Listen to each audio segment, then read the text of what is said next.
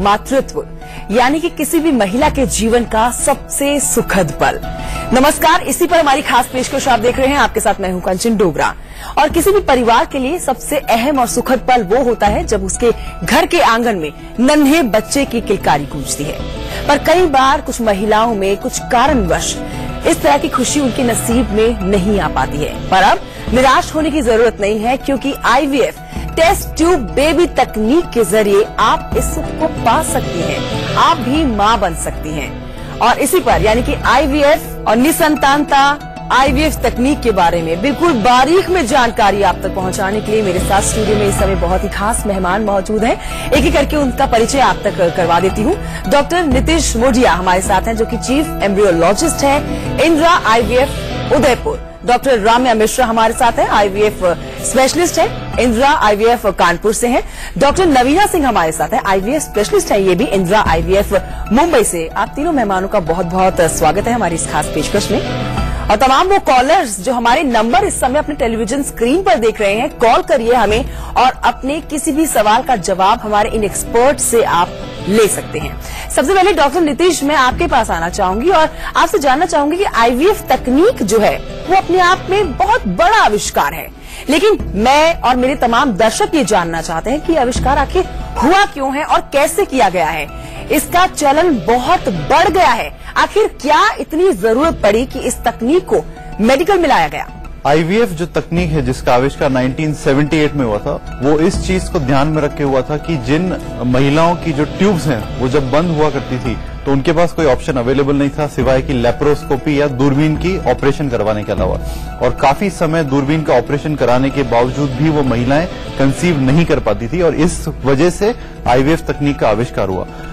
उससे पहले कि हम ये जाने आईवीएफ तकनीक क्या होती है, पहले ये जान लेते हैं कि नेचुरली बच्चा कैसे कंसीव होता है। तो नेचुरली औरत के अंडाशय से एक अंडा जो है वो ट्यूब के अंदर आ जाता है, वहीं पर उस अंडे का शुक्राणु से मिलन होता है और एक भ्रूण की उत्पत्ति होती है।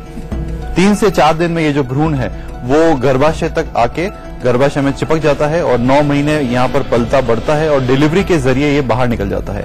किसी भी कारणवश अगर अंडे और शुक्राणु का मिलन ट्यूब्स के अंदर नहीं हो पा रहा है तो आईवीएफ टेक्निक उनके लिए यूजफुल है। आईवीएफ टेक्निक में महिला के अंडाशय से अंडे बाहर निकाले जाते हैं, लेबोरेटरी में उसके पुरुष के शुक्राणु से फर्टिलाइज करके भ्रूण बनाया जाता है और 3 से 5 दिन में ये जो भ्रूण है वो महिला के गर्भाशय में ट्रांसफर कर दिया जाता है। तो ट्यूब की चलते इस तकनीक का आविष्कार हुआ, बट आजकल काफी सारी प्रॉब्लम्स इस टेक्निक से केटर हो पा रही है क्योंकि इसमें काफी एडवांसमेंट हो गया है।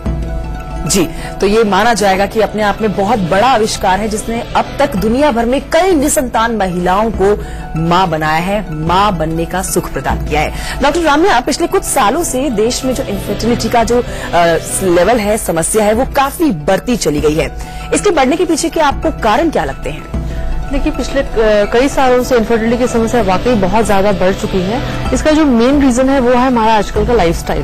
हमारा आजकल का लाइफस्टाइल जो है, खाने पीने का जो तरीका है उसमें पेस्टिसाइड्स का यूज और जो भी हमारी रहने के तरीके होते हैं, इसकी वजह से बहुत ज्यादा इसके ऊपर प्रॉब्लम्स आ रही हैं इनफर्टिलिटी की। इसके अलावा जो सबसे इम्पोर्टेंट फैक्टर आजकल हम लोग देखते हैं, लेट मैरिजेस। जैसे लेडीज आजकल बहुत करियर ओरिएंटेड हो चुकी हैं। शादी की जो पहले उम्र हुआ करती थी 20 से 25 साल के बीच में होती थी, आज वो हमारी उम्र बढ़ करके 25 से 30 के बीच में आ चुकी है, जिसकी वजह से जैसे कि हम लोगों ने पहले भी देखा हुआ है कि उम्र के साथ में महिलाओं की जो क्षमता होती है, प्रजनन क्षमता होती है, ये कम हो जाती है।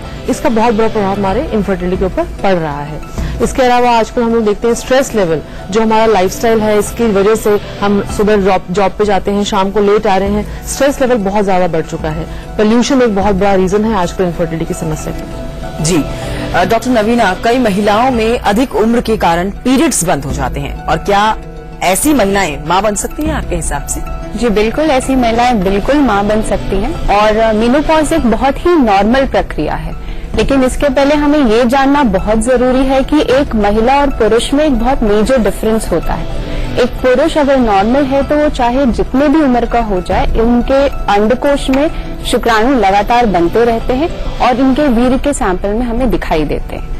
लेकिन हर महिला जन्म से ही एक फिक्स्ड और निर्धारित अंडों के साथ जन्म लेती है। जन्म के समय ये अंडों की संख्या अंदाजन 3 लाख के करीब होती है, लेकिन आश्चर्य की बात यह है कि सिर्फ 300 से 500 अंडे जो होते हैं ये एक महिला के पूरे प्रजनन जीवन यानी कि उसकी पूरी रिप्रोडक्टिव लाइफ में इस्तेमाल होते हैं। तो जैसे जैसे महिला की उम्र बढ़ती है ये अंडों की संख्या में गिरावट शुरू हो जाती है। 30 से 32 साल की उम्र में ये अंडों में गिरावट शुरू होती है। महिला जब 35 इयर्स की होती है तो ये जो गिरावट है ना सिर्फ संख्या में होती है, उन अंडों की क्वालिटी में भी होती है। और 45 और 50 की उम्र में ये अंडों की जो गिरावट है ये पूरी तरह से हो जाती है और महिला को माहवारी आनी बंद हो जाती है। इस पूरी प्रक्रिया को मेनोपॉज कहते हैं। लेकिन कुछ महिलाएं होती हैं जिन्हें जन्म से ही कम अंडे निर्धारित होते, तो ऑब्वियसली इनके अंडों की जो गिरावट है वो समय से बहुत पहले ही शुरू हो जाती है। 40 इयर्स के उम्र के पहले इन महिलाओं को माहवारी आनी बंद हो जाती है। इस कंडीशन को हम प्री मैच्योर ओवेरियन फेलियर या प्री मैच्योर मेनोपॉज कहते हैं। तो ऐसी महिलाओं को जिनको समय से ही पहले माहवारी बंद हो जाती है तो इनमें हार्मोन का अभाव होता है, यानी कि हार्मोन कम होते हैं, जिसकी वजह से इनकी जो बच्चेदानी है वो नॉर्मल बच्चेदानी की अपेक्षा साइज में काफी छोटी होती है। ऐसी महिलाओं को अगर हम 2 से 3 महीने तक हार्मोन रिप्लेसमेंट थेरेपी की गोलियां दें तो इन्हें एक नॉर्मल मेंसेस लाया जा सकता है, इनकी थैली को स्वस्थ किया जा सकता है और डोनर एग के सहायता से इन्हें संतान प्राप्ति कराई जा सकती है। तो हमारी वो महिला दर्शक जो इस समय टेलीविजन देख रही हैं और पीरियड्स जिनको आने बंद हो गए हैं वो निराश ना हो, क्योंकि पीरियड्स ना आने के बाद भी आप आईवीएफ इस तकनीक से मां बन सकती है। चलिए हमारे इस प्रोग्राम में पहले कॉलर हमारे साथ जुड़ चुके हैं। हमारे साथ हैं राजेश गोरखपुर से। राजेश, अपना सवाल पूछिए। मैं डॉक्टर साहब से पूछना चाहता हूँ कि हमें बच्चा नेचुरली कंसीव नहीं हुआ, हमने 3 बार आईयूआई करवाया लेकिन कोई फायदा नहीं हुआ, तो हमें अब क्या करना चाहिए मैम? देखिए, आईयूआई जो टेक्निक है राजेश जी वो आजकल काफी कॉमन हो गई है। मतलब किसी भी निसंतान दंपति को कंसीव नहीं हो रहा है और अगर वो डॉक्टर के पास जाते हैं तो डॉक्टर बोलते हैं कि चलो एक बार आईयूआई ट्राई कर लेते हैं, कोशिश करके देख लेते हैं, जो कि बहुत गलत है। आईयूआई टेक्निक में आपको एक सिंपल शब्दों में बताऊं क्यों आविष्कार हुआ था। जिन पुरुषों के जो शुक्राणु की मात्रा है वो 15 मिलियन पर ml, जो कि एक WHO का क्राइटेरिया है, उससे अगर कम हो तो वो नेचुरली कंसीव नहीं कर सकते हैं। तो आईयूआई से उनको थोड़ा सा नेचुरल से ज्यादा मदद मिलती है। आईयूआई तकनीक में पति के शुक्राणु लेके उसको वॉश करके महिला के गर्भाशय में उसको इंजेक्ट कर दिया जाता है, जो कि almost like a natural process ही है। पर क्योंकि इसका यूज काफी ऐसा हो गया है कि भाई नहीं हो रहा है तो आईयूआई करा लो, ये नहीं हो रहा है तो वो करा लो, बट हमारे लिए ये जानना जरूरी है कि एग्जैक्टली उस कपल की प्रॉब्लम क्या है, उसके लिए कौन सी टेक्निक का सिलेक्शन करा जाए। आपकी केस की अगर बात करें, अगर आप 3 से 4 बार नेचुरली आईयूआई से नहीं कंसीव कर पाए हैं तो आपको जो नेक्स्ट ऑप्शन है वो आईवीएफ के लिए ही जाना पड़ेगा। तो आप आईवीएफ या टेस्ट बेबी तकनीक के लिए जा सकते हैं। राजेश, बहुत शुक्रिया आपका हमें कॉल करने के लिए। और वो तमाम कॉलर जो हमसे बात करना चाहते हैं, हमारे एक्सपर्ट से अपने सवालों के जवाब चाहते हैं, हमारे नंबर लगातार आपके टेलीविजन स्क्रीन पर फ्लैश हो रहे हैं, तुरंत कॉल कीजिए। डॉक्टर राम्या, निसंतानता जो है ये अपने आप में बहुत बड़ा अभिशाप माना जाएगा। इन दंपतियों को ये पता भी नहीं चल पाता है कि वो क्या कारण है ऐसे जिससे वो इस स्थिति से गुजर रही हैं। जांच करवाएं तो किस तरह से करवाएं, क्या होता है सही प्रोसेस? आप बताएं कि जांच किस तरह से सही तरीके से करवानी चाहिए। जी हाँ, हमारे पास बहुत सारे पेशेंट्स आते हैं और शादियों के उनके कई साल बीत चुके होते हैं, किसी के 5 साल, किसी के 10 साल, बहुत से टेस्ट भी करवा चुके हैं। लेकिन जब उनसे ये सवाल पूछो कि प्रॉब्लम क्या बताई है आपको, तो किसी को नहीं पता होता है। बोलते हैं कि डॉक्टर साहब कुछ भी नहीं प्रॉब्लम बताई जा रही है।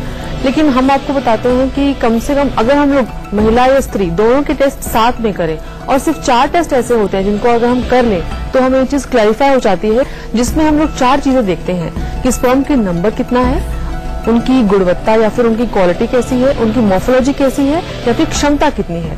इसके अलावा अगर हम स्त्रियों की बात करें तो स्त्रियों के लिए सबसे इम्पोर्टेंट जो टेस्ट होता है वो होता है उनके बॉडी में एग्स का बनना या अंडों की स्थिति क्या है, अंडों की नंबर कितना है। कभी कभी ऐसा होता है कि अंडों की संख्या अच्छी होती है लेकिन अंडा फट नहीं रहा होता, उस कंडीशन को हम लोग बोलते हैं पॉलीसिस्टिक ओवेरियन डिजीज।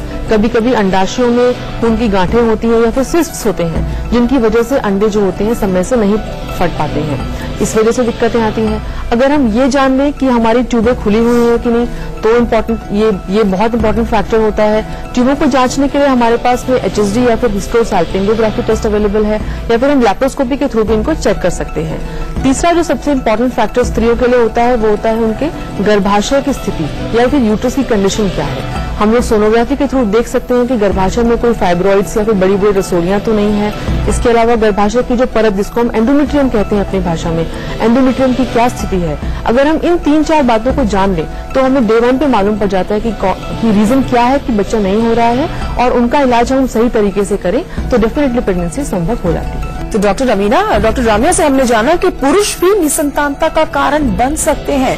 ऐसे में जो सवाल उठता है सबसे बड़ा वो यही है कि जिन पुरुषों में शुक्राणुओं की मात्रा कम होती है, क्या उनके लिए ट्रीटमेंट ऑप्शंस अवेलेबल होते हैं? बिल्कुल। जैसे कि डॉक्टर रम्या ने हमें बताया कि निसंतानता महिला कारणों और पुरुष कारणों दोनों की वजह से हो सकती है। 30 से 40% जो निसंतानता है वो पुरुष कारणों की वजह से होती है। WHO द्वारा जो निर्धारित नॉर्मल शुक्राणुओं की संख्या है वो 15 मिलियन प्रति ml है। तो जिन पुरुषों में शुक्राणु की संख्या 15 मिलियन या इससे अधिक है वो नॉर्मल प्रयत्न कर सकते हैं, लेकिन अगर जिनकी संख्या 10 से 15 मिलियन प्रति ml है तो ये IUI तकनीक का भी लाभ उठा सकते हैं संतान प्राप्ति के लिए। अगर इससे भी कम है या मान लीजिए 5 मिलियन पर ml है, तो ये जो पुरुष हैं वो IVF की एक एडवांस टेक्निक है ICSI, इसका उपयोग करके संतान प्राप्ति कर सकते हैं। ICSI प्रक्रिया में हम पुरुष के जो एक स्वस्थ मॉर्फोलॉजी वाला शुक्राणु होता है, यानी जीवित अच्छी गतिशीलता वाले शुक्राणु को महिला के एक अंडे में एक पिपेट के माध्यम से इंजेक्ट करते हैं। तो ये पुरुष ICSI प्रक्रिया के माध्यम से संतान प्राप्ति कर सकते हैं। लेकिन वो पुरुष जिनके वीर्य में शुक्राणुओं की संख्या 0 है या 0 है, उनमें हमें ये जानना बहुत जरूरी है कि इनके अंडकोश में शुक्राणु बन रहे हैं कि नहीं। तो ये हम कुछ हार्मोन टेस्ट और टेस्टिकुलर बायोप्सी, जिसे टीसे कहते हैं, इसके माध्यम से पता कर सकते हैं कि इनके अंडकोश में शुक्राणु बन रहे हैं कि नहीं। अगर टेस्टिकुलर बायोप्सी में हमें शुक्राणु दिख रहे हैं जिनकी मॉर्फोलॉजी ठीक है, वो जीवित हैं, तो यही शुक्राणु हम ICSI प्रक्रिया के लिए इस्तेमाल कर सकते हैं। लेकिन अगर हमें टेस्टिकुलर बायोप्सी में भी शुक्राणु नहीं दिख रहे, तो ये पुरुषों को डोनर स्पर्म के सहायता से संतान प्राप्ति कराई जा सकती है। पुरुषों के चेहरे पर भी मुस्कुराहट आ गई होगी, क्योंकि उनके लिए भी इस समस्या का हल है, यानी कि ट्रीटमेंट अवेलेबल है। डॉक्टर नीतीश, आपसे मेरा सवाल है कि मैं अक्सर लोगों को ऐसा कहते हुए सुनती हूँ कि IVF तकनीक जो है वो हमारे लिए सबसे आखिर में है, मतलब जब कहीं से कुछ नहीं होगा तो इसको हम एक लास्ट ऑप्शन की तरह मान के चलेंगे। आपसे सवाल ये है कि क्या IVF के लिए कोई उम्र होती है इस तकनीक के लिए? देखिए, जैसे कि डॉक्टर रामिया ने बताया कि जो इनफर्टिलिटी की प्रॉब्लम है वो काफी बढ़ गई है, जो कि आज से करीबन 1 डिकेड पहले जो 10% हुआ करती थी, आज के डेट में वो करीबन 13 से 14% हो गई। मतलब हर 8 परिवार में से 1 परिवार नॉर्मल कंसीव नहीं कर पाता है, उसको प्रॉब्लम आती है कंसीव करने में। जहां तक IVF की एज की बात करी जाए, वे महिलाएं जिनकी एज 23 साल से 50 साल तक की उम्र की जो महिलाएं हैं वो IVF टेक्निक के लिए जा सकती हैं। दूसरा, ये काफी कॉमन हमको सुनने को मिलता है कपल से कि सब तरह के स्टैंडर्ड ट्रीटमेंट करा लिया और कंसीव नहीं हो रहा है, तो वो सोचते हैं कि IVF एक लास्ट ऑप्शन है कि भाई कुछ नहीं हुआ तो IVF से तो कंसीव हो ही जाएगा। बट जैसे कि सबको पता है कि औरत की जो उम्र है वो बहुत इंपॉर्टेंट है, क्योंकि औरत की उम्र के साथ उसके अंडे की जो क्वालिटी है और जो क्वांटिटी है वो डिग्रेड हो जाती है। अब मान लीजिए किसी महिला को 25 साल की उम्र में ये पता चला कि मुझे इनफर्टिलिटी है और वो गलत ट्रीटमेंट में चली गई और उसकी मान लीजिए उम्र 35, 36 या 37 साल हो गई, उस समय हो सकता है कि उसको IVF टेक्निक से भी कंसीव करने में दिक्कत आए। तो हमारी हर पेशेंट को या हर मरीज को यही सलाह होती है कि अगर आप 2 से 3 साल स्टैंडर्ड ट्रीटमेंट करा चुके हैं और कंसीव करने में दिक्कत आए, तो हमारी हर पेशेंट को या हर मरीज को यही सलाह होती है कि अगर आप 2 से 3 साल स्टैंडर्ड ट्रीटमेंट करा चुके हैं और कंसीव नहीं कर पा रहे हैं, तो IVF एक बेहतर विकल्प है, जिसकी प्रेगनेंसी या जो सक्सेस रेट्स है वो वर्ल्ड में सबसे हाईएस्ट है। तो आप बेझिझक होकर बिना समय बर्बाद करे IVF प्रक्रिया के लिए जा सकते हैं। तो IVF तकनीक को लास्ट ऑप्शन ना माने, सबसे बेस्ट ऑप्शन मान के ही आगे चले। हमारे साथ दिल्ली से रिचा जुड़ गई है, हमारी कॉलर। रिचा, अपना सवाल पूछिए। मैम, मैं ये जानना चाहती हूँ कि मैंने सुना है IVF में बच्चे मशीन में बनते हैं और ये नॉर्मल बच्चों से थोड़े अलग होते हैं, क्या ऐसा सही में होता है? जी हाँ रिचा जी, आपने बहुत ही इम्पोर्टेंट क्वेश्चन पूछा है हमसे, क्योंकि ये बहुत बड़ा मिसकंसेप्शन या फिर मिथ है सोसाइटी के अंदर कि जो IVF या टेस्ट ट्यूब बेबी वाले जो बच्चे होते हैं ये पूरे 9 महीने टेस्ट ट्यूब में ही पलते हैं। आईवीएफ हमारी सिर्फ एक टेक्निक है, सिर्फ एक एडवांस टेक्निक है जिसके द्वारा हम एक अंडे को एक शुक्राणु से मिलाकर लैब में एम्ब्रियो रेडी करते हैं 3 से लेकर 5 दिन, जैसा कि नीतीश सर ने बताया भी था शुरुआत में। तो ये सिर्फ एक प्रक्रिया है बच्चे बनाने की। उसके बाद में हम जब 5वें दिन या तीसरे दिन भ्रूण को हम लोग गर्भाशय में प्रत्यारोपित कर देते हैं, इसके बाद की जो पूरी प्रक्रिया होती है ये बिल्कुल नेचुरल तरीके से होती है। जो दुनिया की पहली टेस्ट ट्यूब बेबी थी जिसका कि हमने बताया था लुइस ब्राउन, या भारत की जो फर्स्ट टेस्ट ट्यूब बेबी थी हर्षा चावला, इनको भी आज नेचुरल बच्चे हो चुके हैं। दुनिया भर में लगभग 50 लाख बच्चे आज आईवीएफ के थ्रू हो चुके हैं। तो ये सब चीजें ये इंडिकेट करती हैं कि ये बच्चे भी पूरी तरीके से नॉर्मल हैं। और आईवीएफ के जो बच्चे होते हैं, इनफैक्ट जो पेशेंट्स हमारे पास में आते हैं वो भी हमें ये बताते हैं कि वो बच्चे जो उनके हैं वो नॉर्मल बच्चों से ज्यादा एक्टिव हैं। तो एक तरीके से बहुत ही सेफ टेक्निक है ये। और पहले जो हम लोग ये सोचा करते थे कि पता नहीं ये बच्चे कैसे होंगे, हम और आपकी तरह नॉर्मल होंगे कि नहीं, ये बच्चे पूरी तरीके से नॉर्मल ही होते हैं।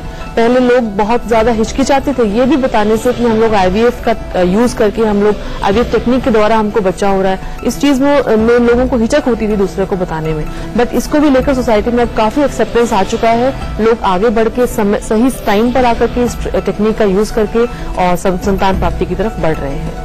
रिचा, बहुत शुक्रिया आपका हमें कॉल करने के लिए। डॉक्टर रामिया ने बताया कि एडवांस तकनीक है। तो डॉक्टर नवीना, ऐसे में सवाल ये जाहिर सी बात है तमाम दर्शकों के मन में उठ रहा होगा कि आईवीएफ जो है एक बहुत ही एडवांस तकनीक है, बहुत महंगी तकनीक होगी। तो क्या ये वाकई में सही है कि आईवीएफ एडवांस और महंगी तकनीक है, और अप्रॉक्स कितना खर्चा इसमें आता होगा? जी, ऐसा बिल्कुल भी नहीं है कि आईवीएफ एक बहुत अब महंगी तकनीक रह गई है। हाँ, आज से 5-6 साल पहले आईवीएफ को एक कॉस्टली ट्रीटमेंट माना जाता था, जब इसका खर्चा अंदाजन 2.5 से 3 लाख रुपए एक साइकिल का हो जाता था। लेकिन उसका एक कारण था कि पहले जो डॉक्टर्स आईवीएफ के ट्रीटमेंट देते थे वो बहुत कम थे। सेंटर्स जहां पे आईवीएफ की ट्रीटमेंट की सुविधा उपलब्ध थी वो बहुत कम थे। लेकिन आज जैसे जैसे समय आगे गया है, नई टेक्निक्स आई हैं, लोगों को आईवीएफ के टेक्निक के बारे में जानकारी काफी बढ़ी है। बहुत सेंटर्स खुल गए हैं जहां पे ये आईवीएफ के ट्रीटमेंट की सुविधा उपलब्ध है।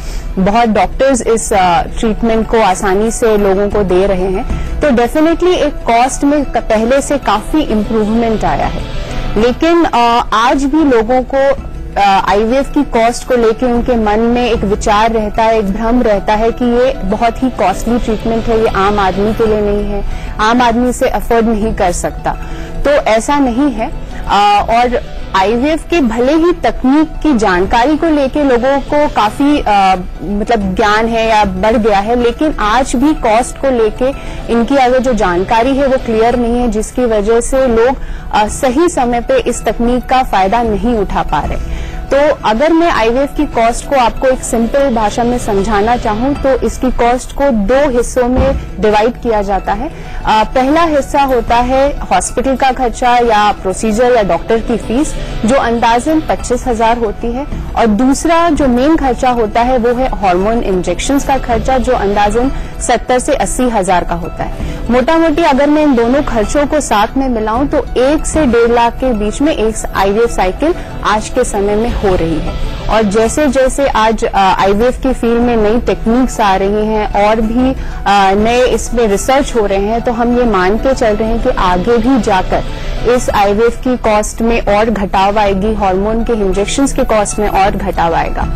तो मैं उन सभी लोगों से ये कहना चाहूंगी कि जो आईवीएफ के प्रोसीजर को महंगा समझ के इनसे दूर भाग रहे हैं और अपने समय और पैसा छोटी छोटे प्रोसीजर्स में व्यर्थ कर रहे हैं, बर्बाद कर रहे हैं, अगर वो सही समय पे यही पैसा सही तकनीक में इस्तेमाल करें तो उन्हें एक स्वस्थ हेल्दी प्रेगनेंसी प्राप्त हो सकती है। तो आईवीएफ वो तकनीक है जो हमारे दर्शकों के बजट में आ जाएगी। डॉक्टर नीतीश, अक्सर कपल्स के मन में एक सवाल रहता है कि आईवीएफ में अंडा, शुक्राणु और भ्रूण जो होता है वो उनके लिए ही लिया जाता है और उनका ही लिया जाता है।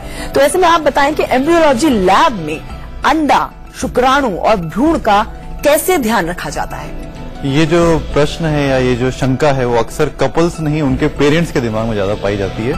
और अक्सर कपल्स इससे दूर हटते हैं और बोलते हैं कि या उनके परिवार वाले उनको आईवीएफ टेक्निक के लिए मना करते हैं कि मत जाओ, इसमें किसी और का अंडा हो सकता है, किसी और का शुक्राणु हो सकता है। पर आपके शो के जरिए मैं सबको बताना चाहता हूं कि जो एम्ब्रियोलॉजी लैब है उसके अंदर स्पेशल प्रिकॉशन रखे जाते हैं कि किसी भी पुरुष या किसी भी महिला का अंडा किसी और कपल से मिक्स ना हो। सबसे फर्स्ट जो टेक्निक है जिसको हम बोलते हैं थर्ड ऑब्जर्वर टेक्निक, मतलब जो भी काम हो रहा है वो एक तीसरा आदमी उसको ऑब्जर्व कर रहा है, वो ये चीज सुनिश्चित कर रहा है कि जिसका अंडा है उसी का शुक्राणु है, ताकि मिक्सिंग के कोई चांसेस नहीं है। दूसरा, जितना भी वहां पर टेस्ट ट्यूब्स यूज होती है, जितनी भी वहां पर डिशेज यूज होती है जिसमें ये सारा प्रोसेस होता है, उसमें प्रॉपर लेबलिंग होती है, उस पेशेंट का नंबर होता है, उस पेशेंट का नाम होता है, उसके हस्बैंड का नाम होता है, उसका सरनेम होता है। तो जो मिक्सिंग के चांसेस हैं वो बिल्कुल जीरो होते हैं। तो किसी भी कपल को ये डरने की जरूरत नहीं है कि लैब में कहीं किसी और का स्पर्म यूज हो रहा है या किसी और का अंडा यूज हो रहा है या उनके अंडे और उनके शुक्राणु यूज नहीं हो रहे हैं। ये शंका मन से निकाल दें और आप आईवीएफ टेक्निक के लिए जाएं। बहुत शुक्रिया ये तमाम जानकारी हमारे दर्शकों तक पहुंचाने के लिए। अब तीनों मेहमानों का बहुत शुक्रिया हम तक और हमारे दर्शकों तक ये बहुत ही अहम बारीक जानकारी पहुंचाने के लिए, और तमाम कॉलर्स का भी बहुत शुक्रिया जिन्होंने हमें कॉल किया और अपनी समस्या का समाधान जाना। वैसे आपको बता दें कि आपके टेलीविजन स्क्रीन पर इस समय जो नंबर फ्लैश हो रहा है उस पर आप कभी भी कॉल करके अपनी समस्या हम तक पहुंचाएं, हम आपको उस समस्या का समाधान बताने की पूरी कोशिश करेंगे। इसी के साथ इस खास पेशकश में अभी के लिए इतना ही। आप देखते रहिए इंडिया न्यूज।